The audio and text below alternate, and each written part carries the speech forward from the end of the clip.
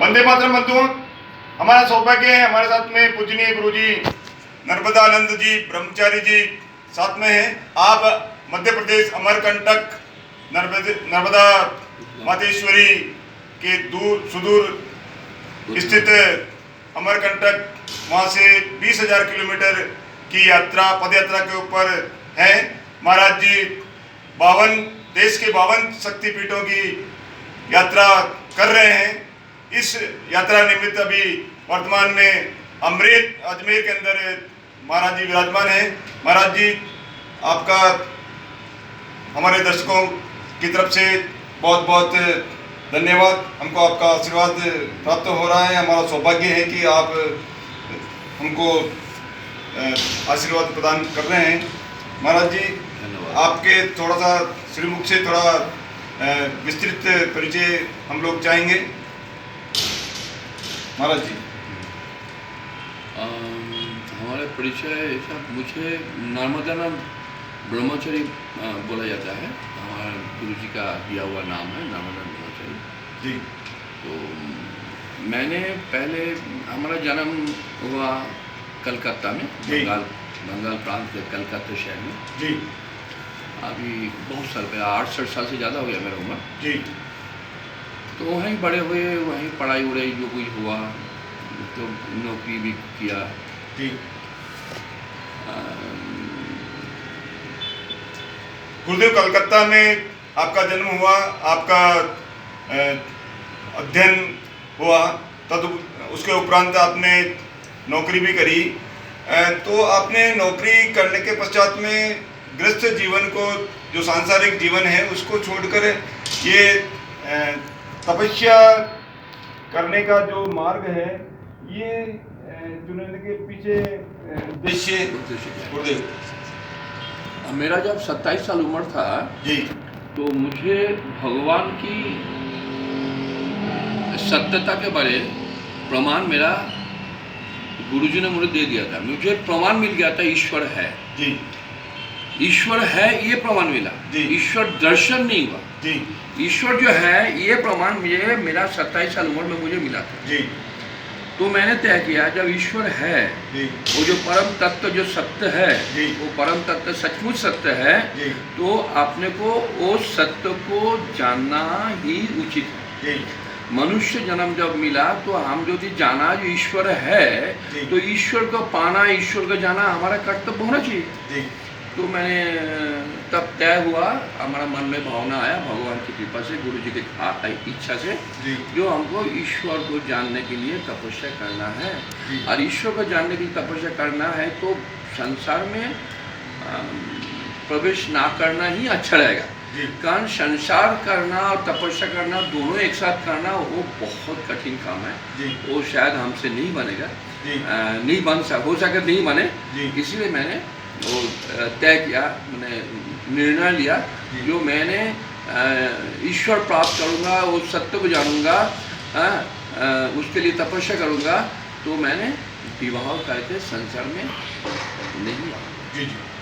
तो महाराज जी ने कहा इसमें क्या सीख मिल रही है कि आपको अपने जीवन का उद्देश्य एक बार स्ट्राइक होना चाहिए। स्ट्राइक का मतलब आपको पता होना चाहिए कि जब आप एक अनुभूति, महाराज जी को 27 साल के उम्र के अंदर हो गया कि मेरे ईश्वर है, ये अनुभूति 27 साल में हुई। इसी तरह से आपको अपना उद्देश्य की अनुभूति जब होगी उसके बाद में आप अपना उद्देश्य प्राप्त करने के लिए कार्य करेंगे। महाराज जी का 27 साल में उम्र, हालांकि ईश्वर प्राप्ति नहीं हुई, लेकिन ये तय हो गया कि ईश्वर है, ये जान गए। अब महाराज जी इस ओर अग्रसर हैं। इसी तरह से आप अपना उद्देश्य तय करने की अनुभूति जब कर लोगे तो उसके बाद में आप अपना उद्देश्य प्राप्त करने के लिए अग्रसर होंगे। मतलब पहले ईश्वर है ये प्रमाण हुआ जी, उसके बाद ईश्वर को प्राप्त करने के लिए तपस्या हुआ। जी जी। तो इस जो तपस्या का मार्ग आपने चुना गुरुजी, इसमें आपको क्या विशेष अनुभूति या एक आनंद महसूस हो रहा है या कैसा अनुभूति आपको हो रही है? क्योंकि हम गत दो दिनों से आपके साथ में हैं। जैसे नसीराबाद से हम तीनों आपके साथ में पदयात्रा कर रहे हैं। नसीराबाद से अजमेर लगभग 17-18 किलोमीटर की यात्रा आपके साथ में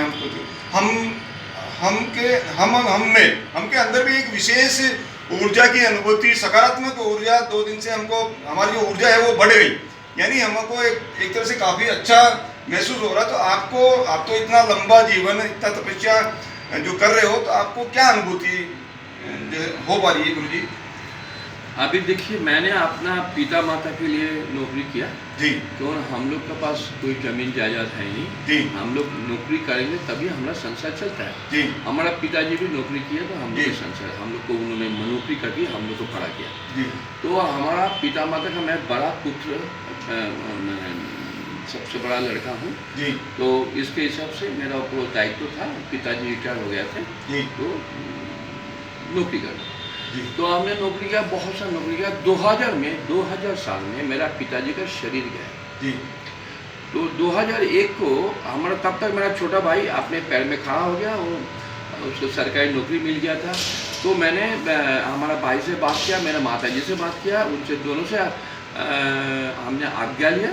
भाई ने हमारा माताजी का ख्याल करने के लिए विश्वास दिलाया। जी, तो मैंने 2001 को मैंने नर्मदा मैया में आया, जी, अमरकंटक में आए। अमरकंटक में नर्मदा जी का उद्गम है, जी। नर्मदा जी वहीं से शुरू होते हैं। जी, तो नर्मदा कुंड से उनका कुंडी उनका उद्गम है। जी, तो वहाँ से मैं परिक्रमा शुरू किया। जी, परिक्रमा ही एक तपस्या है। जी, परिक्रमा में आप चलते रहोगे मैया के जल के किनारे किनारे, मैया के जल के धारा के किनारे किनारे, और जल को देखते हुए चलना, जी। और लगातार आपका अंदर जप चलना, ये एक बहुत बड़ा तपस्या है। जी, और नर्मदा मैया का किनारे यदि कोई जाता है तो उसको अनुभव होता है, जो नर्मदा जाए किनारे, नर्मदा के किनार जो है वो तपोभूमि है। जी, वहाँ जाओगे तो आपको तपस्या होना ही है। जी, आपको सारे मन जो है भगवान के ऊपर स्थिर हो जाएगा। आप नर्मदा जी के जल में स्नान करोगे, पल पल करके आपको पवित्रता बढ़ेगा, आपका निर्मलता बढ़ेगा। हर रोज आपको थोड़ा थोड़ा करके आपके अंदर के कचरा खत्म होते जाएगा, आप निर्मल से निर्मल होते जाओगे। हाँ, आपके तपस्या होते जाएगा, माँ आपको तपस्या कराएगा। नर्मदा माँ तपस्या कराती है, निर्मल बनाती है। तो ये नर्मदा जी के किनारे आने के बाद मेरे को अद्भुत अद्भुत अनुभव हुआ। मुझे 5 साल पहले परिक्रमा, मेरा 5 साल हुआ है, 5 बत्सर हमने परिक्रमा किया। 5 साल 5 दिन का पहले परिक्रमा था। तो उसमें हमको भगवान की नर्मदा माँ का 4 बार साक्षात दर्शन हुआ। 4 दफे हमको जंगलों में, आश्रम में, पहले जंगल में हुआ, दूसरा एक आश्रम में, तीसरा जंगल में, चौथा भी जंगल में हुआ। तो 4 नर्मदा जी के साक्षात दर्शन मुझे पहले 5 साल का परिक्रमा में हुआ। तो 5 साल का परिक्रमा होने के बाद हम 4 साल 2001 से 2006 मैंने 5 साल का परिक्रमा। 2006 से 2010 मैंने नर्मदा जी से दूर हो गए थे। कुछ कारण था जो हमको नर्मदा माँ ही दूर लेके गए थे। बम्बई गुजरात में हम रहे, उसके बाद भी महाराष्ट्र गुजरात में हम रहे। वो नर्मदा माँ की इच्छा से ही हुआ। 2010 को मैंने वापस नर्मदा जी में आया। 2010 के अंत में आया, दिसंबर महीने में। और 2018 का जून महीने तक मेरा परिक्रमा हुआ। तो करीब करीब 7.5 साल वापस मेरा परिक्रमा हुआ। तो पहले का 5 और बाद का 7.5, दोनों मिलकर 12.5 साल तपस्या हुआ। 12 साल में एक तपस्या पूर्ण होता है, तो हमारा दोनों मिलकर 12.5 साल में एक तपस्या पूर्ण हुआ। नर्मदा माँ की कृपा है जो उन्होंने हमको ये तपस्या कराई। जब ने उसके बाद मैंने हमारा गुरुजी के आदेश से, गुरुजी का आश्रम जो था नर्मदा माँ किनारे महेश्वर के बाजू में, जलकोटी गांव है, वहाँ नर्मदा जी का हजारों धारा में नर्मदा जी बह रही है। उसका बाजू में हमारे गुरुजी का आश्रम थे, उसी में मैं रहा। उसको थोड़ा कुछ बड़ा हुआ, गुरुजी की इच्छा से उनका थोड़ा कंस्ट्रक्शन हुआ, निर्माण और कुछ हुआ। अभी ये 2018 का जून महीने से लेके 2022 का नवंबर तक मैंने कुटिया में आश्रम में रहा। 2000 नवंबर में हमारा गुरुजी का प्रेरणा से, उनकी इच्छा से मैंने वापस कुटी से निकल गया। मैं नर्मदा जी के जो उद्गम स्थान अमरकंटक में फिर वहीं लौट के वहाँ से भारत के पूरे भारत पैदल यात्रा करने के लिए मेरा मन में जो भावना आया, जो ईश्वर की इच्छा से हुआ, वो शुरू हुआ नवंबर का 19 तारीख 2021 को, जो हमको पावन शक्तिपीठ का दर्शन करने के लिए नवंबर 2021 को महाराज जी ने ये जो पदयात्रा है उसका शुभारंभ किया। तो महाराज जी ये जो पदयात्रा के पीछे क्या उद्देश्य है, क्या भाव है, और ये यात्रा कहाँ से शुरू होके जो पिछली जो यात्रा आपने की उसका थोड़ा सा अनुभव? हाँ, तो ये 19 नवंबर 2021 को शुरू हुआ अमरकंटक से। ये शक्तिपीठ का दर्शन के लिए निकला। आप जानते होंगे जो हमारा 52 शक्तिपीठ है धरती में, ये 52 शक्तिपीठ में 42 शक्तिपीठ अभी वर्तमान भारत में है और 10 शक्तिपीठ वर्तमान भारत के बाहर है, जो पहले भारत में थे अभी भारत से बाहर हो गए। तो ये 42 शक्तिपीठ जो है, इसको अपने को भगवान का कृपा से पैदल करना है, और ये हो जाने के बाद जो बाकी 10 जो है उसके बारे में सरकार से बात करना पड़ेगा, कैसे किया जाए करके उसको तय किया जाएगा। तो ये इसके पीछे भाव उद्देश्य क्या है? ये तो पहले तपस्या है। आपको 52 शक्तिपीठ का दर्शन, 52 शक्तिपीठ दर्शन करने के लिए निकालना एक तपस्या है। आपको पैदल चलना, जो पहले का हमारा देश का ऋषि उन लोग पैदल ही चलते थे, नांगे पैर चलते थे, कुछ अपरिग्रह था, मतलब कोई चीज़ का संग्रह नहीं करते थे। वो जो अपना परंपरा है, उस परंपरा में जो भी आप चलोगे, कोई भी चलता है तो एक तपस्या हो गया। तो उस परंपरा को हिसाब से मेरा मन में भावना आया, जो मैं भी वो परंपरा जो नंगा चलना, मैंने नग्न पद में चलना, कम से कम सामान रहे, बहुत जरूरी सामान साथ में रहे, कोई कपड़ा कुछ पुस्तक पाठ करने की पुस्तक है, कम से कम जो सामान लेके और कोई संग्रह ना करके ईश्वर के ऊपर पूरे के पूरे ईश्वर ने हमारा हर कदम हर पल में हमारा ख्याल कर रहा है, ये समझ के, ये विश्वास करके यदि आप चलोगे तो ये भी एक भगवान की कृपा से तपस्या है। और वो माँ आदिशक्ति महामाया का 52 शक्तिपीठ के दर्शन करना এটা बहुत अच्छा, बहुत मतलब महान इच्छा है। अभी माँ भगवान कराएंगे, हमारा विश्वास है। तो प्रतिदिन जो यात्रा प्रतिदिन का गुरुजी सुबह से लेकर शाम तक आपका दिनचर्या के बारे में इस यात्रा के दौरान क्या रहती है? देखिए, मैं प्रयास तो करता हूँ सुबह 4 बजे उठने के लिए, मैं कुछ आगे पीछे हो जाता है। 4 बजे उठ के हमने 4 साढ़े 4 बजे तक उठ के हमारा थोड़ा जब ध्यान करते हैं, उसके बाद 5:30 बजे स्नान करते, 6 बजे मेरे का स्नान हो जाता है। निस्तार के बाद स्नान करके 6 बजे तक हम, तो 6 से 7:30 बजे तक दोबारा हमारा पूजा पाठ रहता है, हमारा जो नित्य कर्म पूजा पाठ था वो होता है। 7:30 बजे मैं निकल जाता हूँ, अभी गर्मी के समय है तो 2 घंटा मैं चलता हूँ, 7:30 से 9:30 बजे तक चल सकता हूँ, उसके बाद चल नहीं सकता हूँ। ये 2 घंटे करीब 8 किलोमीटर मैं पार करता हूँ। और शाम को सायंकाल में 5:30 के बाद चल सकता हूँ, उसके पहले गर्मी बहुत होता है, नहीं चल सकता हूँ। तो 5:30 से लेकर 7:30 ये 2 घंटा मैं भगवान की कृपा से चलता हूँ, चलने का प्रयास करता हूँ। तो उसमें भी 8 किलोमीटर होता है, तो सुबह का 2 घंटा, शाम को 2 घंटा, सुबह 8 किलोमीटर, शाम को 8 किलोमीटर, दोनों मिलके 15-16 किलोमीटर। तो प्रतिदिन लगभग 15-16 किलोमीटर गुरुदेव पद यात्रा करते हैं। अच्छा, रात्रि विश्राम और भोजन की क्या व्यवस्था बन पाती है गुरुजी? देखिए, ये जो एक बहुत बड़ा एक प्रश्न है, बहुत सुंदर इसका प्रश्न है, इसका सुंदर उत्तर है।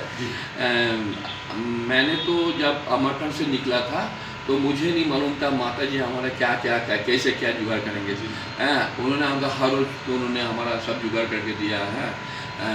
अभी 400 किलोमीटर हमने पदयात्रा होने के बाद, मतलब अमरकंटक से मैहर आया, मैहर से हम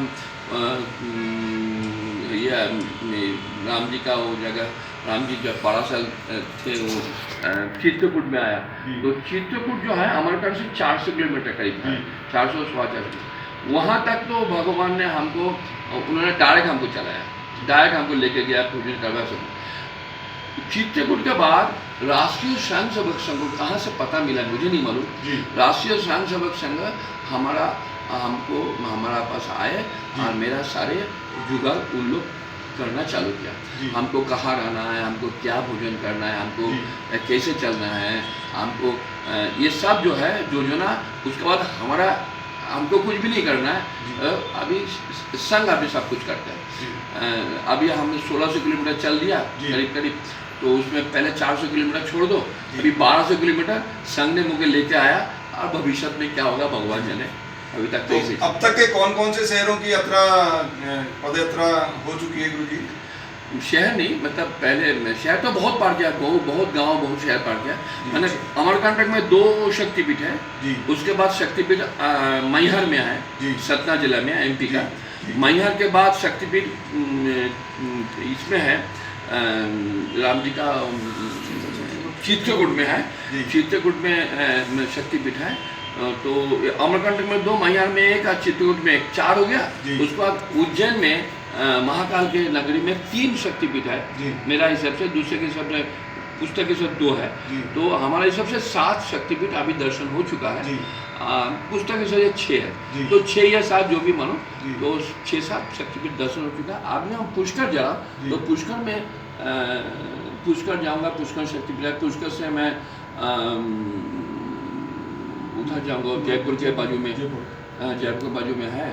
तो ऐसा चलते रहेगा। तो जैसे पुराने समय में देशवासियों के एक उत्साह कम हो गया था, उनके उत्साह में कमी हो गई थी, युवाओं के उत्साह में कमी हो गई थी। और उस समय स्वामी विवेकानंद जी ने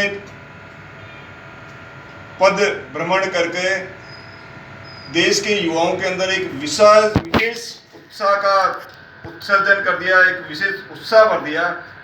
वही कार्य आज के समय में संत श्री गुरुदेव नर्मदानंद जी ब्रह्मचारी जी कर रहे हैं। उद्देश्य समान है, काल थोड़ा अलग है, लेकिन उद्देश्य समान है। हम आपका उद्देश्य मैंने आप एक छोटे बात बोला, मैंने इतना किलोमीटर आया, मैंने देखा भारत के हिंदू भारतवासी अभी भी इतना अच्छे, इतना सुंदर है, इतना निर्मल है भारत के जनगण, जो उन लोग हमको कितना प्रेम भरी दृष्टि से देखता है जब हम चलते हैं। वो लोग दूर से प्रणाम करता है, नजदीक का प्रणाम करता है। तो उनको देखा, छोटे से छोटे आदमी, गरीब से गरीब आदमी और अमीर से अमीर आदमी, अरब खरब का मालिक और एक 10 रुपया जिसके पास नहीं है उसको, दोनों पूरे नीचे से ऊपर तक देखा।